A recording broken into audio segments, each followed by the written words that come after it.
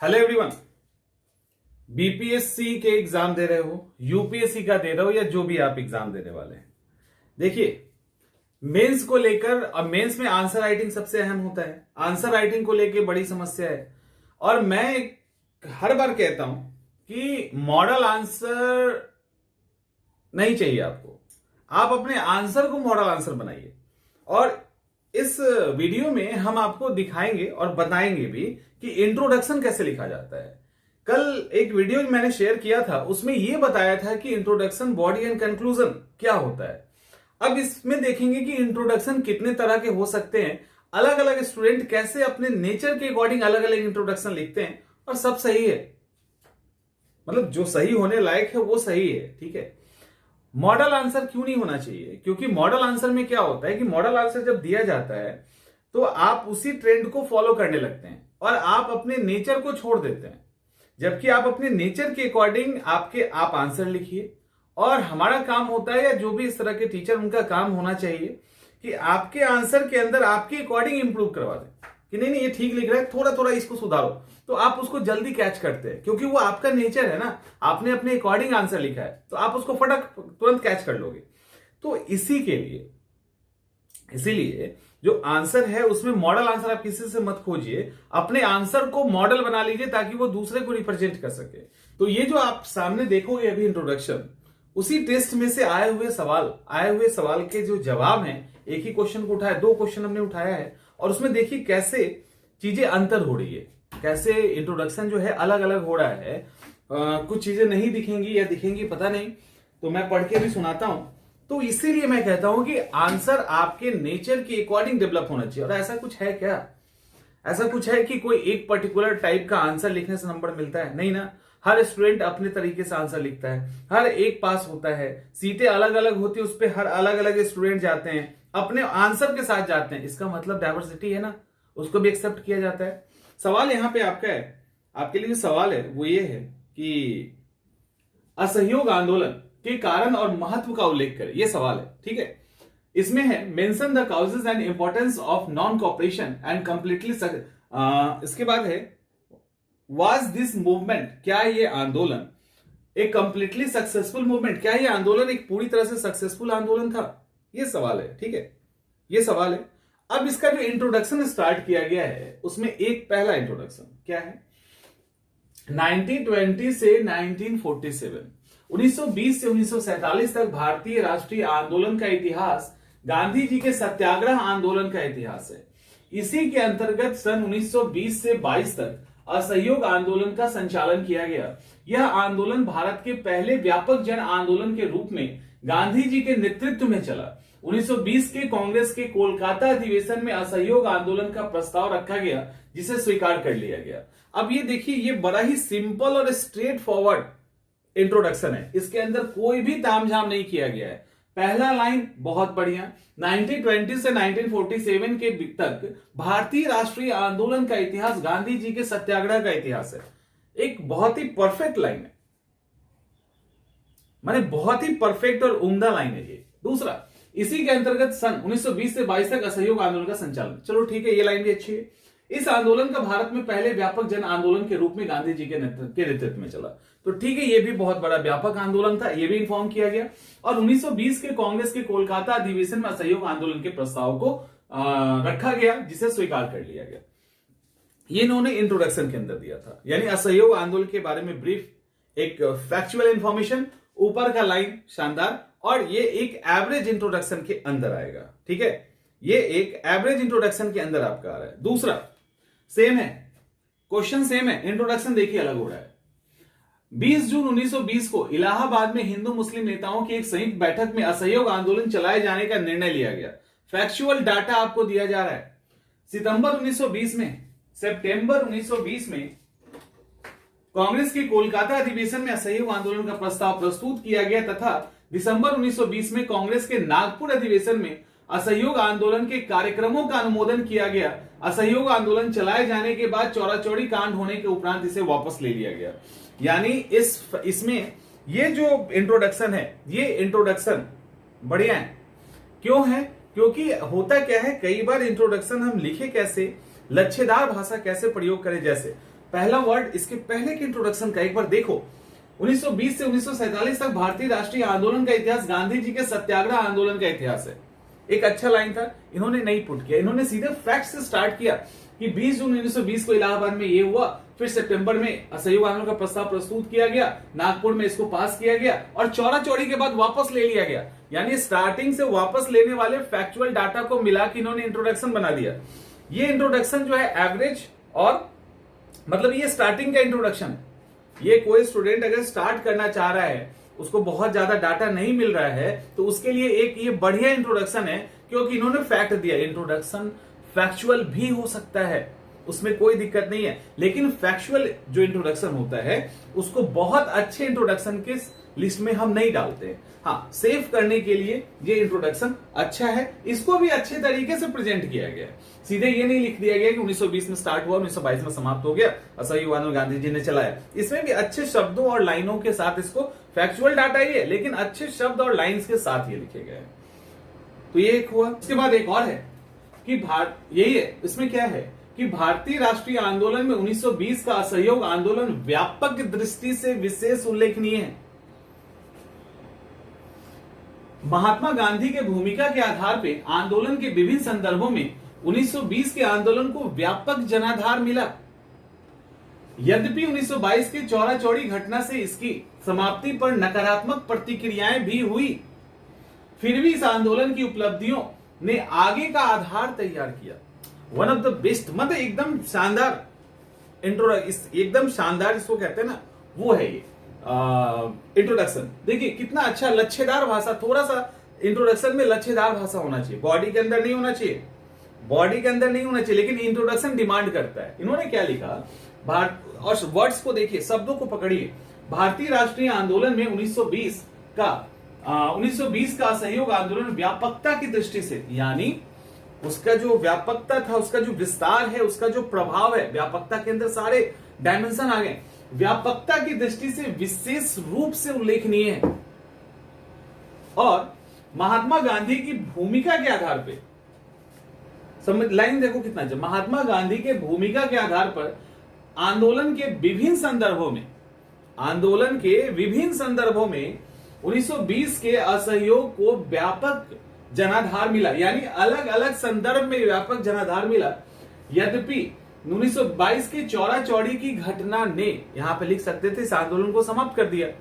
अगर साधारण लाइन होता तो आंदोलन को समाप्त करना पड़ा गांधी जी को, लेकिन इन्होंने क्या लिखा, 1920 के चौरा चौड़ी की घटना से यदि इसकी समाप्ति पर नकारात्मक प्रतिक्रियाएं भी हुई, समाप्त भी इन्होंने करवा दिया और नकारात्मक प्रतिक्रियाएं भी डलवा दी। अब इसलिए हुआ, मुंजे ने तो अब इस निंदा प्रस्ताव ही लेके आ गए थे वो, तो अब तो क्या हुआ, नकारात्मक प्रतिक्रियाएं भी हुई, फिर भी इस आंदोलन की उपलब्धियों ने आगे का आधार तैयार किया।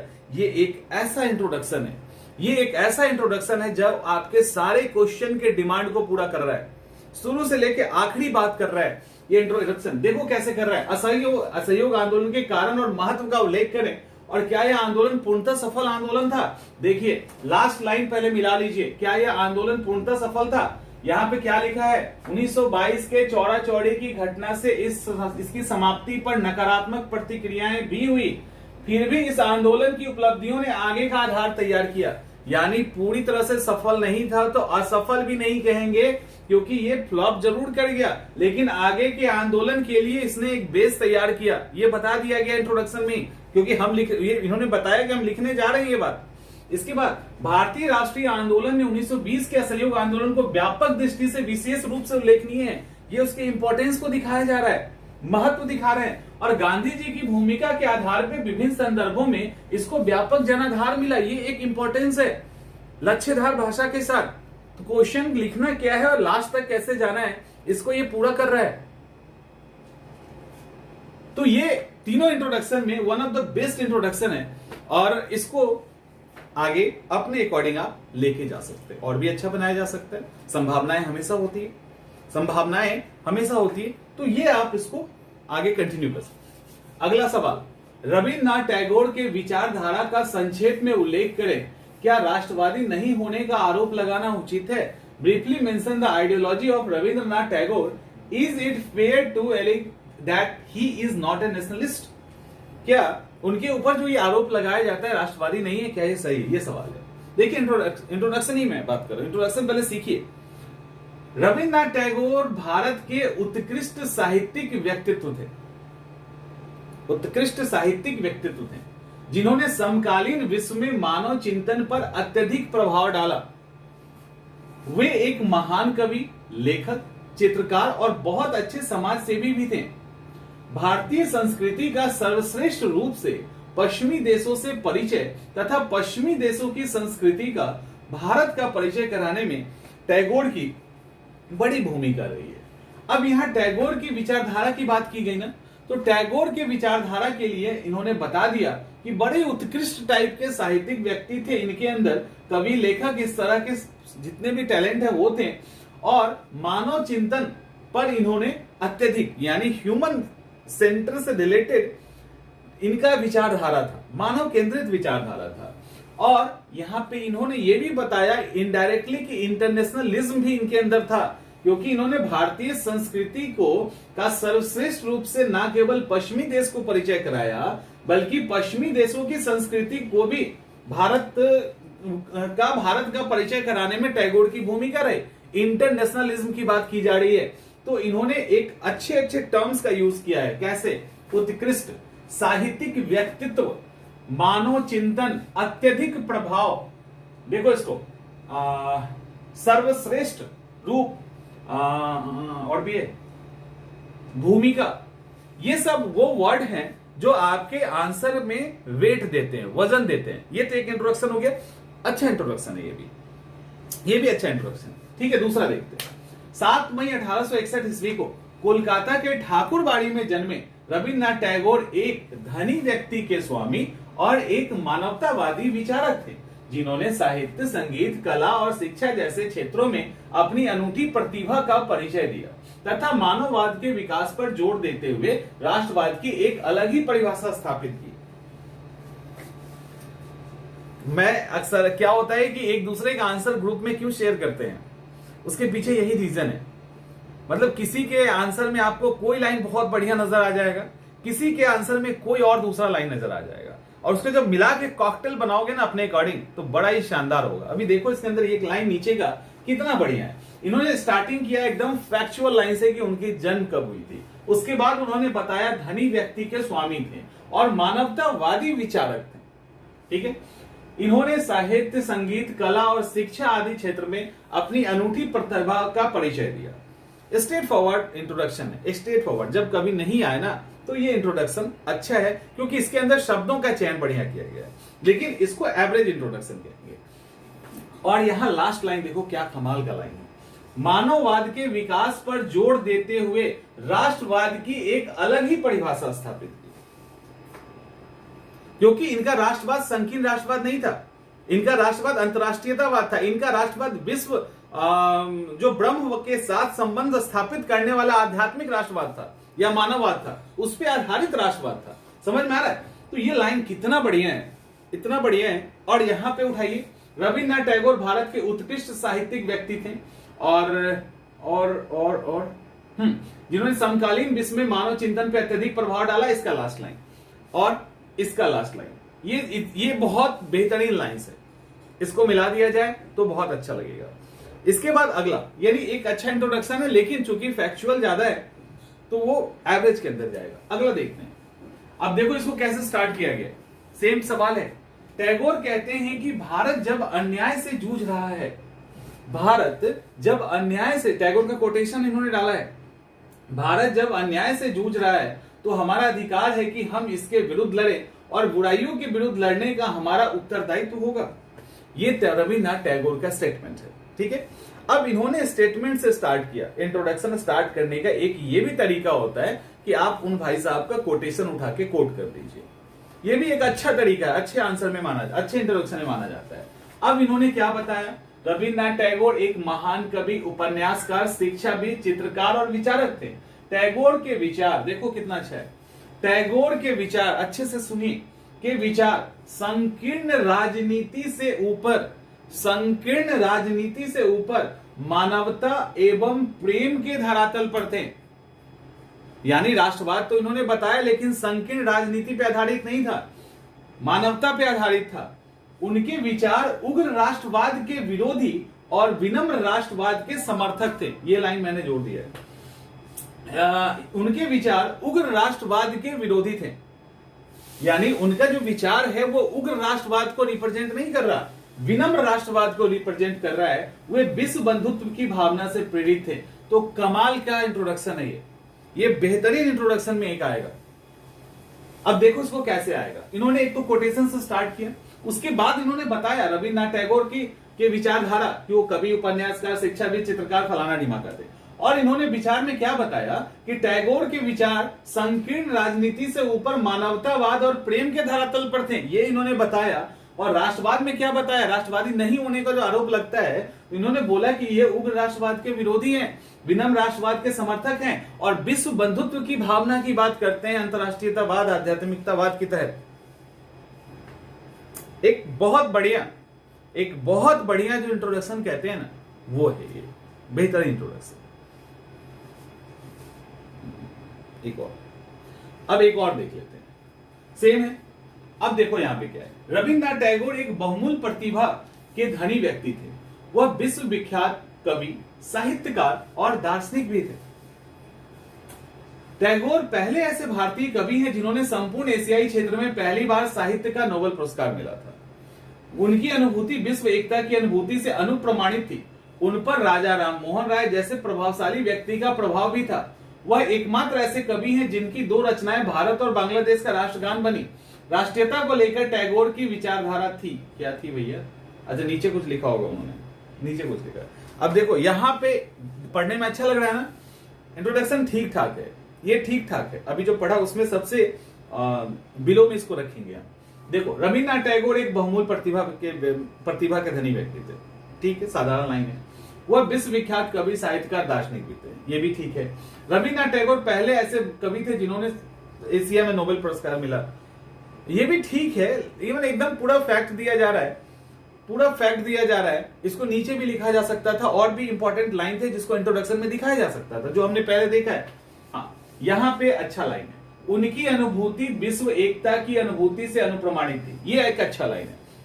उनका जो विचार है वो विश्व एकता से समानता रखता था। उन पर राजा राम मोहन राय जैसे प्रभावशाली, ये लाइन इंट्रोडक्शन में लिखा जा सकता है। उनका प्रभाव था, वो एकमात्र ऐसे कवि थे, ये नहीं राष्ट्रगत। अब अगर आप ये इस तरह के फैक्ट्स लिख रहे हैं, लिखिए, चलेगा, लेकिन इसको हम अच्छे इंट्रोडक्शन में नहीं डालेंगे। इसके पहले के जो सवाल, जो इंट्रोडक्शन थे, वो अच्छे इंट्रोडक्शन में आएंगे। फैक्चुअल इंट्रोडक्शन भी एक तरीका होता है। अगर आप बेहतर तरीके से इंट्रोडक्शन नहीं लिख सकते हैं तो ये भी आपका चलेगा, इंट्रोडक्शन तो लिखना ही है। अगर नहीं लिख सकते तो कोई बात नहीं, सबसे सेफेस्ट तरीका उठपटांग लिखने से अच्छा है कि हम फैक्चुअल लिखें। उस हिसाब से ये इंट्रोडक्शन ठीक है, शब्द भी ठीक है। राष्ट्रीयता को लेकर टैगोर की विचारधारा थी। अब इन्होंने क्या लिखा, अब इनका इंट्रोडक्शन निकल गया और टैगोर की विचारधारा नीचे आ रही है, तो इसीलिए मैं इसको नीचे रख रहा हूं। नहीं तो आप फैक्ट से भी स्टार्ट कर सकते हैं, लेकिन आप फैक्ट से भी अगर स्टार्ट करें तो आपका जो भाषा होना चाहिए, आपका जो चयन होना चाहिए, वो सही होना चाहिए और कम शब्दों में होना चाहिए। तो ये सारा है। और तो होपफुली कि आपको समझ में आ गया होगा कि इंट्रोडक्शन कैसे लिखते हैं, क्योंकि इंट्रोडक्शन लिखने में समस्या है। और क्यों मैं कहता हूं कि मॉडल आंसर आपको फॉलो नहीं करना चाहिए। मॉडल आंसर फॉलो नहीं, मॉडल आंसर को ब्लाइंडली फॉलो नहीं करना चाहिए। मॉडल आंसर आपको एक डायरेक्शन देता है, लेकिन आप लिखिए अपने मन से। आपको पता है ना, इंट्रोडक्शन लिखना है, कंक्लूजन लिखना है, और कंक्लूजन लिखना है और बॉडी के अंदर लिखना है। गलती कीजिए 10, 20, 25 बार कीजिए, 40 बार कीजिए, 100 बार कीजिए, 200 बार कर लीजिए, लेकिन जो उसके बाद लिखोगे ना, तो जीवन में फिर कभी पलट के देखना नहीं पड़ेगा। तो इंट्रोडक्शन हुआ, कंक्लूजन पे भी आएंगे और फिर बॉडी भी आपको दिखाएंगे। मिलते हैं अगले वीडियो में।